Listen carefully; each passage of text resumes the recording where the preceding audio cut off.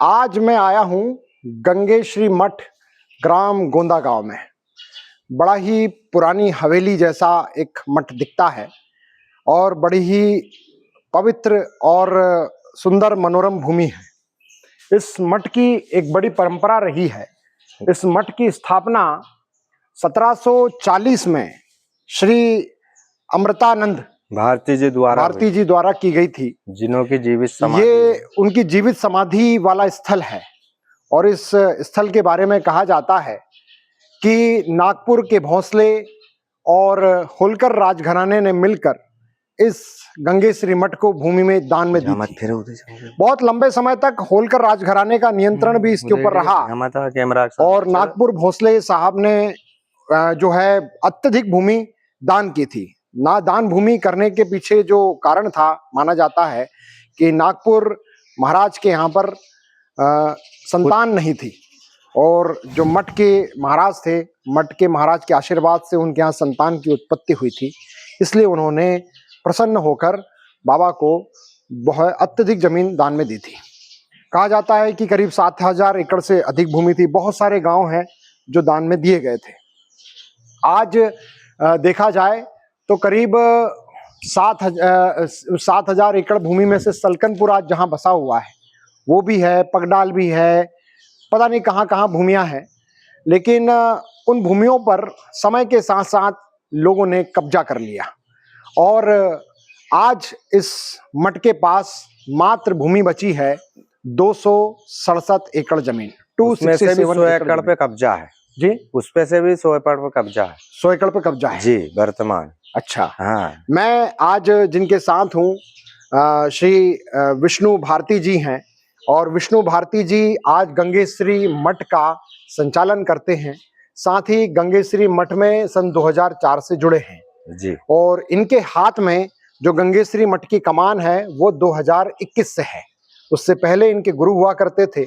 इस गंगेश्री मठ की परंपरा ये है कि इस मठ को वही व्यक्ति संभालता है जो ब्रह्मचारी हो और साथ ही जो यहाँ पर मठ के गुरु रहते हैं उनका प्रिय शिष्य रहा हो। गुरु परंपरा कुल मिला के चली आ रही है। ब्रह्मचर्य की गद्दी है ये। ब्रह्मचर्य की गद्दी है ये। इसमें बीच में 2008 से 2021 तक नकली महंत भी रहा है, जिसके 2 नाम थे। महंत शिवशंकर भारती उप बद्री प्रसाद तिवारी जो पगडाल के मूल निवासी है। हाँ। उन्होंने इस संस्था पे 11 साल कब्जा कर रखा था। ऊपर गृहस्थियों से रहते थे, शौचालय बना ली थी। अच्छा। मतलब इस कुल मिला के इस मठ को वो ग्रस्त बनाने में जुटे हुए थे। उसमें गांव वालों का भी सहयोग था जिन्होंने मठ की जमीन जोत रखी थी। इसमें गांव कुल मिला के ये कि ये ब्रह्मचर्य की गद्दी है। जी, गुरु परंपरा चलती है। इसका उल्लेख टेस्पंजी में दिया हुआ है। जो महंत है उसको शिष्य बनाने का अधिकार बनता है, जो कि एसडीएम साहब के यहाँ से नियुक्ति होती है। उसकी नियुक्ति मेरी 2005 में हो गई थी। आपकी 2005 में? जी। उसके बाद 2008 में अवैध रूप से फिर कब्जा हो गया। अच्छा। गांव वाले ने एक पंडित को लाके यहाँ महंत बना दिया। उसके बाद ये केस चला, जबलपुर हाईकोर्ट जीत के फिर मैं 2021 में एसडीएम साहब के आदेश से पूर्ण प्रशासन द्वारा मेरे को डबल से कब्जा दिलवाया गया। अच्छा। उसके बाद फिर इसके लिए आप हाईकोर्ट केस जीत चुके? जी। अच्छा, मतलब कुल मिला के जमीन अच्छी खासी है मठ के पास। तो हर किसी की निगाह जो है इस मठ पर कब्जा करने की रहती है जी। और बाबा जी का आरोप भी है और इसमें अत्यधिक सच्चाई भी है कि यहाँ पर वर्तमान में राष्ट्रीय स्वयंसेवक संघ के पदाधिकारियों की निगाहें हैं। और राष्ट्रीय स्वयंसेवक संघ, वैसे तो मैं भी संघ से जुड़ा हुआ हूँ और मुझे तो ये समझ में आता है कि संघ जो है उसका गठन हुआ था हिंदू समाज को एक रखने के लिए। लेकिन आज जो है संघ अपने उद्देश्यों से भटक चुका है और संघ में ऐसे लोगों की जो है उनका आविर्भाव हो चुका है। बहुत सारे लोग ऐसे ख्याति प्राप्त लोग ऐसे आ गए हैं जिनका काम है भूमियों पर कब्जा करना। एक ऐसे ही भूमिधारी हैं जिनका नाम बताया जा रहा है निरंजन जी शर्मा।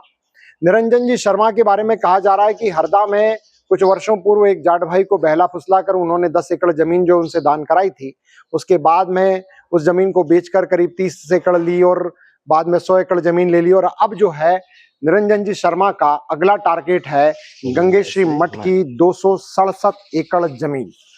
मतलब निरंजन जी शर्मा इतने पावरफुल व्यक्ति माने जाते हैं कि हरदा का पूरा प्रशासन उनका साथ देता है और महंत जी जो हैं इनको डरा धमका कर, मतलब महंत जी के साथ में घटनाक्रम ऐसा घटा है कि इनको बार बार धमकाया गया कि तुमको जो है कलेक्टर द्वारा धमकी दी गई मेरे को कि आप दस्तखत करो समिति के लिए, नहीं तो आपको ये कर देंगे, वो जेल कर में देंगे, जेल हाँ, पहुंचा देंगे। मतलब कई प्रकार तो कुल मिला के महंत जी को महंत जी ब्रह्मचारी हैं, जी जी, लेकिन इनको जो है झूठे केसों में फंसाने की धमकियां दी गई और महंत जी को अच्छा खासा डराया धमकाया गया और हरदा कलेक्ट्रेट में बिठाकर महंत जी से हस्ताक्षर करवा लिए गए, है ना। और महंत जी अभी जो है महंत जी की जो ये इस मठ की जो परंपरा है करीब 300-400 साल पुरानी परंपरा है और मठ के जो मठाधीश होते हैं उन्हीं के नियंत्रण में पूरी भूमि होती है। लेकिन अभी अभी एक जबरदस्ती नई एक समिति लाद दी गई है 12 दिसंबर से एक नई समिति लाद दी गई है और अब वो जो समिति है उसका काम है कि वो यहाँ मठ से जो भी मठ की जो जमीन है उस पे उसको खूट बटाई पर देगा, नीलाम कर दी ना, नीलाम करेगा और बेचने के लिए नीलाम या फिर किराए नीलाम कर दी, खोट पे दी गई, खोट पर देने के लिए नीलाम की गई और खूट का पैसा आता है ये समिति के लोग आपस में बांट लेते हैं। समिति के जब से समिति गठित हुई है, जब से ना मठ में कोई देखरेख करने आ रहा, ना कोई आटा नमक दे रहा, ना कोई बात, हालत ऐसी हो रही है कि आज मेरे को मंगतुंग के परकम्मा वासियों की सेवा करना पड़ता है। इस मठ में जो भूमि जो है उसका कारण है, मुख्य कारण कि यहाँ पर सदाव्रत बटता है। जो नर्मदा परिक्रमा वासी आते हैं उनको संत महात्माओं को भोजन करवाना, सदाव्रत देना, उनको भेंट पूजा देना, अन्यथा हरम मास कन्या भोजन करना, मठ के वार्षिक त्योहार भी है 12, हाँ, ऐसे कार्यक्रम चलते। जब से ये समिति बनी है तब से हालत ऐसी है कि अभी कल परसों कन्या भोजन कराना था लेकिन बाबा के पास में पैसे नहीं थे, फिर भी मंगतुंग के मैंने करवाया, भगत उनसे कह के, मतलब जो मठ की परंपरा उसको नष्ट होने से बचाने की चल रही है कोशिश। देखो अब आगे क्या होता है। नहीं, मैं आपको बता दूं कि निरंजन जी शर्मा और जितने लोग भी इस समिति में जुड़े हुए हैं, आप यदि सोचते हैं कि प्रशासन को अपने हाथ में लेकर आप इस मठ की संपत्ति पर कब्जा कर लेंगे तो याद रखिए साहब, मेरा नाम आनंद जाट है और मैं जब तक जीवित हूं तब तक ऐसा दुराचार हो नहीं पाएगा, ऐसा अन्याय हो नहीं पाएगा। स्वामी जी के ऊपर कई लोग आरोप भी लगाते हैं कि इन्होंने 7,000 एकड़ जमीन थी उसको बेच दी, बाकी बाकायदा वैसे स्वामी जी का कोई लेना देना नहीं, स्वामी जी के हाथ में 2021 से यहाँ का मठ का नियंत्रण है और वो जो 7,000 एकड़ से जो जमीन थी वो आज पिछले 50-100 साल पहले ही बेची जा चुकी है। पहले कोई मठाधीश बेच गए होंगे, वो एक अलग विषय है, लेकिन स्वामी जी आपने कोई जमीन बेची क्या? नहीं श्रीमान जी, मैं आज जब से तो नहीं बेची है, पर 12 साल से जो कब्जा था लोगों का शिवशंकर भारती का, उसने 100 एकड़ पर और वर्तमान कब्जा करवा गए। अच्छा जी, और अभी 267 एकड़ में से 100 एकड़ पे और कब्जा हो चुका है। अभी नई समिति जो गठित हुई इसने जमीन भी नपवाई, मगर उसमें से 270 एकड़ में से 70 डिसमिल भी जमीन इन्होंने नहीं उड़वाई और पेपरबाजी में कर दिया कि हमने 227 एकड़ जमीन मठ को दे दी है, सुप्रत कर दी है, मगर 270 एकड़ में 70 डिसमिल भी जमीन नहीं हटी है इनसे।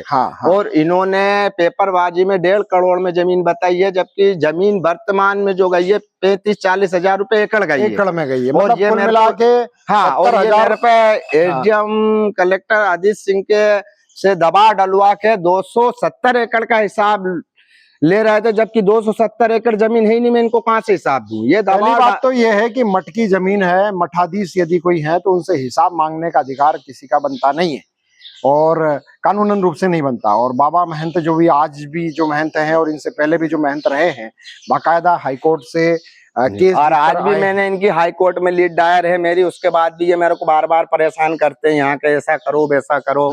मैंने इनके खिलाफ केस भी लगाया हुआ हूँ। मान सकते हैं आदित्य सिंह भी आरएसएस वालों के दबाव में रहे, क्योंकि प्रशासनिक अधिकारी है, कब ट्रांसफर कर दें, कहाँ नौकरी से हटा दें, कोई भरोसा नहीं होता है। तो आदित्य सिंह का तो इसमें कोई भूमिका जरूर रही है, लेकिन आदित्य सिंह जी की भूमिका जो है वो सवालों के कटघरे में है। लेकिन ये कह सकते हैं कि मैंने उनके खिलाफ केस भी लगाया हुआ हूँ हाई कोर्ट जबलपुर। अच्छा, किसके खिलाफ? एसडीएम वो कलेक्टर साहब, एसडीएम एसपी साहब, इनके खिलाफ आपने केस लगाया? जी। अच्छा। और बाबा आप क्या, आपको यहाँ पर कुछ खतरा लगता है क्या? खतरा लगता है नहीं साहब, वो आरएस वाले ना जाने कब आ जाते हैं जिम में भरा के। अच्छा, अभी पुलिस आ रही है। अच्छा, मतलब वर्तमान स्थिति मठ में दहशत की बना दी है इनने। ओहो। यहाँ दर्शन करने से भी लोग डरते हैं। अच्छा और कल इनकी जो धर्म सभा थी उसमें इन लोगों ने संतों का अपमान करा। अच्छा क्यों, क्या क्या करा यहाँ पे कल? संतों का अपमान ऐसा करा कि अखबारों में तो अच्छी अच्छी न्यूज आ रही थी साहब, ये हुआ क्या उन्होंने है? ये सब जो जहाँ बातें बोली थी उसको पूरी काट के, और जो बातें नहीं थी वो बात पेपर में बता दी गई है। अच्छा अच्छा। यहाँ पे इन्होंने बहुत से शब्द संत समाज जो अखाड़े सही थी उनका अपमान करा। हाँ। उनसे बदतमीजी से बात करी। भांस चल के मठ में परंपरा के हिसाब से सब कार्य चलते हैं, मठ में परकम्मवासी को भोजन दिया जाता है, सब कुछ सेवा की जाती है। उसके बाद भी संघ के जो रामवीर शर्मा था उसने अवैध रूप से संतों का अपमान करा कि यहाँ भूखे मरते हैं, यहाँ पानी नहीं है। तो अगर यहाँ भूखे मर रहे, पानी नहीं है, तो फिर यहाँ लोग जी कैसे रहे? और इन्होंने समिति बनाई तो 270 एकड़ जमीन बता रहे ताकि है नहीं। उसके बाद भी इन्होंने पूरी जमीन का भूस बनवा दिया, यहाँ एक टोपला घुस नहीं है। और ये बोलते हैं कि हम गौ सेवा, संत सेवा, समाज सेवा, ये बोलते हैं हम ये करते हैं, ये कुछ नहीं करते हैं। मैंने सुना है कि बीच बीच में आपको बड़े सपने भी दिखाए थे इन्होंने, बहुत बहुत बड़े बड़े। जी ऐसा ऐसा आप यदि समिति की समिति की के नाम पर संपत्ति कर देंगे तो आपको इतना मठ में ये हो जाएगा, वो हो जाएगा। ऐसा क्या क्या था, जरा विषय में बताइए आप। हम इसको वो बना देंगे, मतलब 4 स्टार बना देंगे, 5 स्टार बना जी, गौशाला बनाएंगे, हॉस्पिटल बनाएंगे, फलाना बनाएंगे, ठिकाना बनाएंगे, ऐसी योजना उन बता रहे थे। अब बताने का योजना अगर ये पुरानी धर्म संस्था को अगर मिटा देंगे और मिला के बाबा को पहले जो है थोड़ा सा जो है प्रलोभन दिया, मेरे को दिया, सपने दिखाए आपको रखेंगे, ऐसा करेंगे। और आज उनकी स्थिति ऐसी है कि और पहले सपने दिखाए बाबा, जब सपने के चक्कर में नहीं आए तो फिर इनको धमकाया जी, धमका के कुल मिला के जबरदस्ती समिति बनवाई है। जी जी। और आज भी मेरे को धमकी दी जा रही है कि आप टेस्ट नहीं उठाओगे तो आपको जेल भेज दिया जाएगा। अच्छा, आज भी धमकी दी जा रही है मेरे को। अच्छा, ऐसा ऐसा उनकी ओर से कहा जयवीर, वो जयवीर जो व्यास है वो धमकी देता है मेरे को। अच्छा अच्छा अच्छा। और कुल मिला के ये कि मैंने सुना है कर रखा है इन्होंने मेरे को दिसंबर से लेकर अभी तक। हाँ, मतलब मेरा माइंड भी डिस्टर्ब है। जी जी जी, इस वजह से डिस्टर्ब हो रहा है। हाँ, इनने इतना मेरे को प्रशासन ने। बाबा आपसे मैं कुछ पर्सनल सवाल पूछूंगा। बाबा कोई नशा वशा तो नहीं करते? नहीं, मैं कुछ नहीं करता हूँ। आप कुछ नहीं करते? जी जी जी। और मेरे पे इन्हें बहुत से आरोप लगाए गंदे, मतलब मेरे चरित्र का भी। इसीलिए मैंने सवाल पूछा। मेरा कोई आपके ऊपर मैं आरोप नहीं लगा रहा हूँ। जी जी। पर मैंने ये पहले भी जो झूठे आरोपों के बारे में धर्म सभा में कल जो बात बोले है वो भी मेरे गुरु महाराज के विपक्ष में बोले। इनने संतों का अपमान करा, जिन्हों की जीवित समाधि है। पहली बात तो ये कि जो लोग इतने बड़े हितैषी बन रहे हैं, एक बात बताओ, हरदा में रिद्धनाथ मंदिर है। रिद्धनाथ मंदिर हरदा का सबसे बड़ा धार्मिक पर्यटन स्थल बन सकता है। वहां पर आप कोई क्यों नहीं जाते? इसलिए नहीं जाते क्योंकि वहां पर कोई जमीन नहीं उसके पीछे। यहाँ पर इस मठ में आपकी निगाहें बार बार क्यों, इस मठ में ही आप बार बार क्यों आते? क्योंकि यहाँ की जमीन आप हड़पना चाहते हैं। जो राष्ट्रीय स्वयंसेवक संघ के लोग हैं, मैं आपसे कहूं कि मैं भी बचपन में शिशु मंदिर में पढ़ा हूं, आरएसएस से जुड़ा हुआ था, लेकिन मुझे समझ में आता है कि आरएसएस अपने दिशा से भटक गया है। अब आरएसएस में वो लोग बैठे हैं जो भूमाफिया हैं, और ये एक भूमाफिया हरदा में नए प्रकट हुए, उनका नाम है निरंजन जी शर्मा। आरएसएस के यहाँ पर माई बाप बने हुए बैठे हैं और वो आज मठ की जमीन पर यहाँ के ग्रामवासियों को भी उन्होंने नोटिस दे चुके हैं। अच्छा, कि तुम्हारे घर तोड़े जाएंगे। अच्छा, तो वो भी मेरे पास आते हैं कि महाराज जी, निरंजन जी शर्मा, आप का मन हो तो मेरे घर का तोड़ने का भी नोटिस दीजिए, और आप में दम हो तो मेरा घर भी तोड़ के बताइए, पर इस मठ की जमीन पर कब्जा नहीं करने दूंगा। ये परंपरा आज जीवित है और आने वाले 500 साल भी रहेगी। याद रखना कि ये इस मठ की जमीन पर आपने यदि जो सोच रखा है वो नहीं हो पाएगा। और बाबा जी एक बात मुझे बताइए, मुझे जानकारी मिली है कि मठ की और भी जगह कुछ जमीनें हैं, जैसे सुना है कि सलकनपुर में भी कुछ जमीनें। जी, सलकनपुर में भी थी, बातें बताइए आप। बोरदा में भी थी, ये पगडाल में भी थी। कितनी जमीन थी, कोई कुछ थोड़ा बताइए। मेरे को अनुभव है उसका अभी का कि 200 एकड़ का है अपने बोरदे का। अच्छा, बोरदा 165 एकड़ पगडाल में। 165 एकड़ जी जी। 80 एकड़ अपनी जमीन है शिवनी मालवा। 65 एकड़ है अपनी ये सलकनपुर जी। और 450 एकड़ जमीन मठ में थी। 450 एकड़ मठ में यहाँ पर थी। जी जी। इसमें जो हम मेरे गुरु महाराज के गुरु थे राम भारती जी महन, उनके 2 शिष्य थे, जिसमें से एक थे बालकृष्ण भारती जो मेरे गुरु है। उनको एक चेला था, वो था शिव शंकर भारती, जो कि बद्री प्रसाद था, उपराम रतन उसके पिता का नाम, जो कि गृहस्थी था। उसके बाद भी इस मठ से हिस्सा लेके उसने इस मठ की जायदाद 450 एकड़ जमीन बेच चुका है। अच्छा। हाँ, मतलब ये जो बाबा ये कहाँ से आए? ये पगढाल के थे। ये नकली बाबा थे? हाँ जी, ये मटका कर्मचारी था मगर वो मालिक बन गया। ओहो, नौकर से मालिक बन के मतलब 600 एकड़ जमीन अच्छा वो शिष्य नहीं थे गुरु परंपरा के? गुरु परंपरा के अधिकार से सही नहीं, क्योंकि ये ब्रह्मचर्य की गद्दी है, वो गृहस्थी था, इसलिए उसको हटा दिया था। हमारे गांव वाले के सहयोग से उसको नकली महंत बना के उसको 650 एकड़ जमीन देके और अलग कर दिया था। अच्छा। उसके बाद फिर भी उसने वो जमीन, देखो यार लोग वो जमीन बेच के और फिर कब्जा यहाँ कर लिया। कैसे कैसे खिलाड़ी लोग हैं यहाँ पर कि नकली बाबा बन के आ गए, जमीनें बेच दी, जमीनों पे कब्जा जमा लिया और हरदा के लोगों को सूचना ही नहीं है। मतलब ये अलग ही खिचड़ी पक रही है हमारे हरदा जिले में। और सुनने में आ रहा है कि राज्य सरकार की भी अच्छी खासी भूमिका है, राज्य के बड़े बड़े मंत्री इन लोगों के हाथ हैं, इसमें इंटरफेयर है, हस्तक्षेप है। कुल मिला के ये कि जो लोग समिति बनाकर संपत्तियों पर कब्जा करना चाहते हैं उन लोगों पर कोई सवाल उठाने वाला नहीं है, क्योंकि शासन इनके हाथ में है, शासन इन लोगों के हाथ में है और ये लोग मठ की जमीन पर कब्जा करके मानेंगे। और ये आज जो 300-400 साल से, जो 1740 से ये मठ चला आ रहा है, इसको समाप्त करने की साजिश चल रही है। मैं हूं स्वतंत्र विद्रोही आनंद जाट। और बाबा आप कुछ और कहना चाहते हैं? बस जय श्री महाकाल। जी जी महाकाल।